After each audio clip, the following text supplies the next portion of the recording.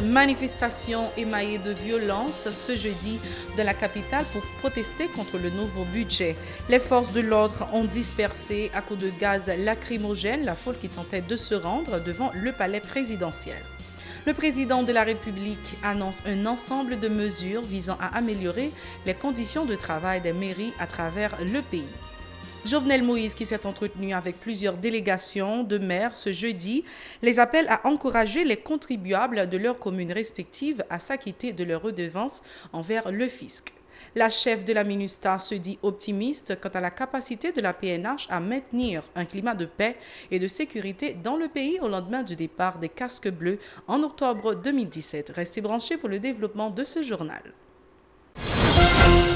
Bienvenue au développement de ce journal. La manifestation de l'opposition contre le budget 2017-2018 ce jeudi dans la capitale a tourné au vinaigre dans les parages du palais présidentiel au Champ de Mars.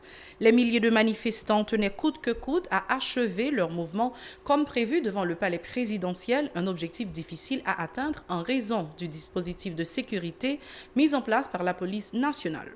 Devant l'insistance des protestataires et sous les jets de pierre, les forces de l'ordre ont dû faire usage de gaz lacrymogène pour disperser la foule. Une idée de l'ambiance qui a régné au Champ de Mars.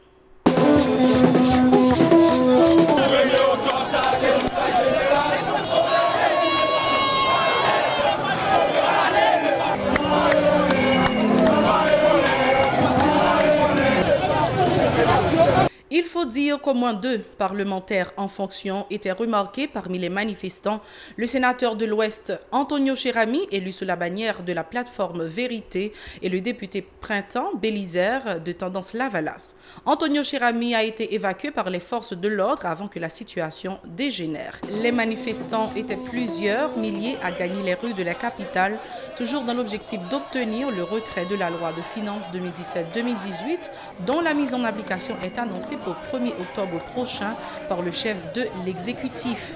Les manifestants très remontés contre l'équipe au pouvoir appellent le chef de l'État à prendre leurs revendications en considération.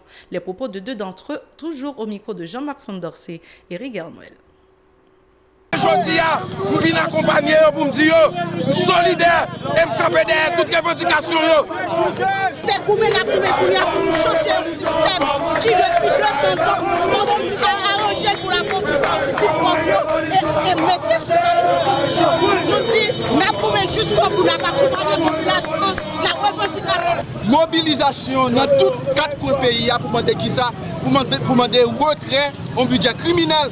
Et que taxes, un ensemble de taxes, c'est sur 2 populations qui sont déjà vulnérables, vivent dans une situation de vulnérabilité. C'est sur eux de décider de prendre.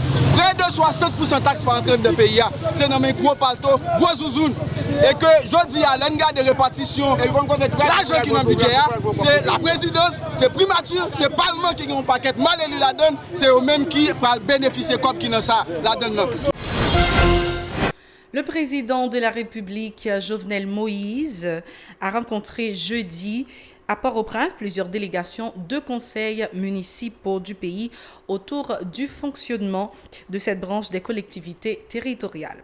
À l'occasion, M. Moïse a fait plusieurs promesses assez hautes, dont celle consistant à exonérer les municipalités des frais de douane pour l'importation de véhicules. Le président de la République, Jovenel Moïse, a exhorté jeudi tous les contribuables à s'acquitter de leurs redevances fiscales en vue de permettre à l'équipe au pouvoir de respecter ses engagements. S'exprimant lors de sa rencontre avec les maires, M. Moïse a insisté sur la nécessité pour ces derniers de mettre en place des dispositions pouvant encourager les citoyens à payer leurs impôts. Les déclarations de Jovenel Moïse au micro de Mario Sylvain et Rigel Noël. Je parle avec le ministre intérieur. L'argent ça dans le budget qui pour acheter 140 pick-up 4x4 parce que je dit déjà il est là et moi-même je vais le goumer pour machine yo commence à acheter en octobre et pour Kazek qui pas là moi te dit chaque cartel Kazek il y a 570 cartel Kazek dans le pays à bon motocyclette dans le budget a tout pour acheter 570 motocyclettes. Autre actualité, la représentante spéciale du secrétaire général de l'ONU en Haïti, Sandra Honoré, se dit optimiste quant à la capacité de la PNH à maintenir un climat de paix et de sécurité dans le pays au lendemain du départ des casques bleus.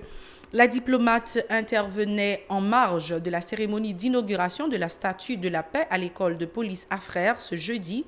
Elle a rappelé que les contingents de la MINUSTAH seront remplacés par des policiers dans le cadre de la nouvelle mission. Écoutons-la au micro de Nancy Constant et David Mercius. Par cette cérémonie, nous entendons remplir d'une part un devoir symbolique dans le continuum de la commémoration de la Journée internationale de la paix, célébrée le 21 septembre dernier, et d'autre part rendre un hommage appuyé et encourager les efforts déployés par les Haïtiens et les Haïtiennes avec le soutien de la communauté internationale pour la promotion de la paix, le renforcement des institutions et de la stabilité. Le thème pour la célébration de la Journée internationale de la paix cette année, Ensemble pour la paix, respect, dignité et sécurité pour tous, conformément à son mandat et depuis son déploiement il y a de cela 13 années, la MINUSTAH a œuvré en étroite collaboration avec tous les acteurs concernés à restaurer la paix, étendre l'autorité de l'État là où elle était déficiente et à créer un environnement sûr et stable dans lequel le processus politique et constitutionnel visant au rétablissement des institutions et à leur consolidation puisse se dérouler sereinement. Aujourd'hui, Haïti connaît une situation sécuritaire bien meilleure, avec d'une part une forte réduction de la violence perpétrée à l'époque par des gangs armés, et d'autre part un renforcement significatif de la police nationale d'Haïti, désormais professionnalisée avec un effectif de 14 000 policiers, dont 9,5% de femmes. La police nationale désormais démontre pleinement sa capacité accrue à planifier et à exécuter des opérations complexes, y inclut la sécurisation des élections et le maintien de l'ordre, tout en accomplissant ses tâches de routine pour la sécurité publique et la lutte contre le crime. La chef de la MINUSTAH, Sandra Honoré, a dressé un bilan positif des réalisations de la mission onusienne au cours de ces 13 dernières années dans le pays. Selon Mme Honoré, la MINUSTAH a particulièrement contribué à l'instauration d'un climat de paix dans le pays et au renforcement de certaines institutions publiques dans le cadre des efforts visant l'instauration d'un état de droit en Haïti. Sandra Honoré. La promotion de la paix et le renforcement des institutions et de la stabilité ne peuvent suffire à créer le cadre de paix auquel tous et chacun aspirent et doivent être soutenus par le respect de l'état de droit et la protection des droits de l'homme en général, et en particulier la lutte contre la violence sous toutes ses formes. Pour ce faire, la MINUSTAH, en appui aux acteurs nationaux et internationaux, a contribué au renforcement des capacités des institutions de l'État, jouant un rôle critique dans le domaine de la reddition des comptes et donc dans la mise en conformité du pays avec les exigences de l'état de droit et de la protection des droits de l'homme. En ce qui concerne l'indépendance du pouvoir judiciaire, 3 lois adoptées en 2007 régulent aujourd'hui le statut de la magistrature ainsi que la gestion et le fonctionnement du système judiciaire et de l'école de la magistrature.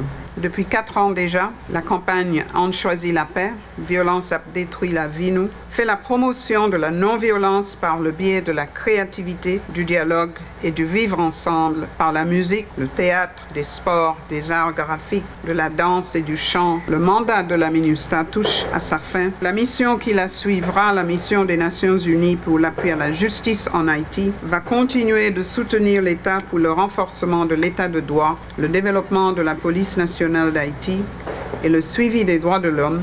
C'est cet engagement pour la paix et le refus de la violence armée qui traverse aussi la statue On choisit la paix.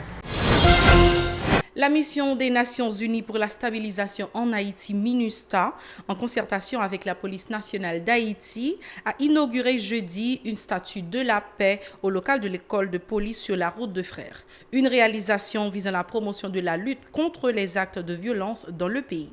Le commandant en chef de la PNH, Michel-Ange Gédéon, la protectrice du citoyen Florence Elie et la chargée d'affaires américaine Robin Diallo ont pris part à la cérémonie. Suivez le compte-rendu de Nancy Constant et Rigueur Noël.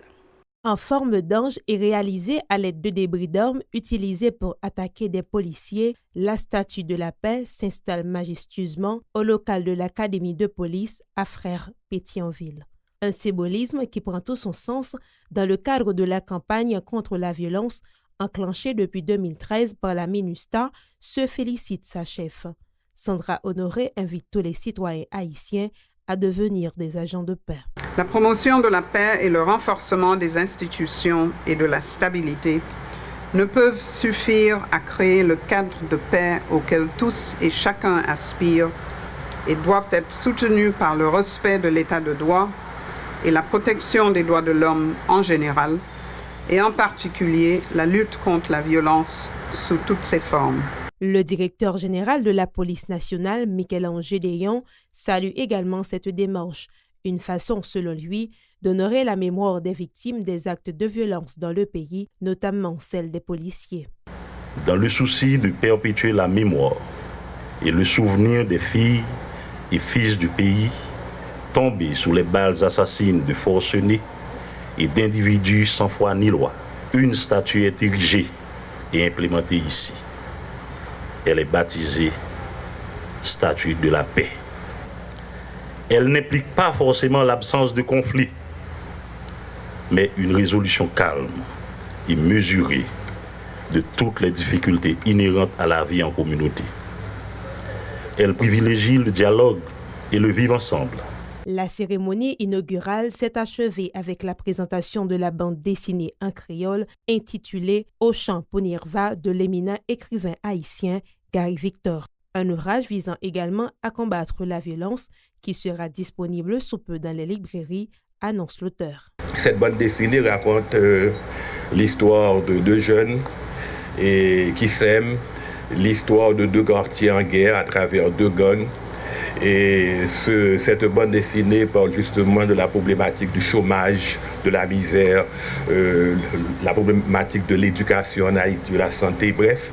C'est presque une photographie de tout ce qui se passe dans nos quartiers populaires. Selon les responsables, les actes de violence entravent le renforcement de l'économie haïtienne et constituent un handicap aux investissements nécessaires au développement du pays.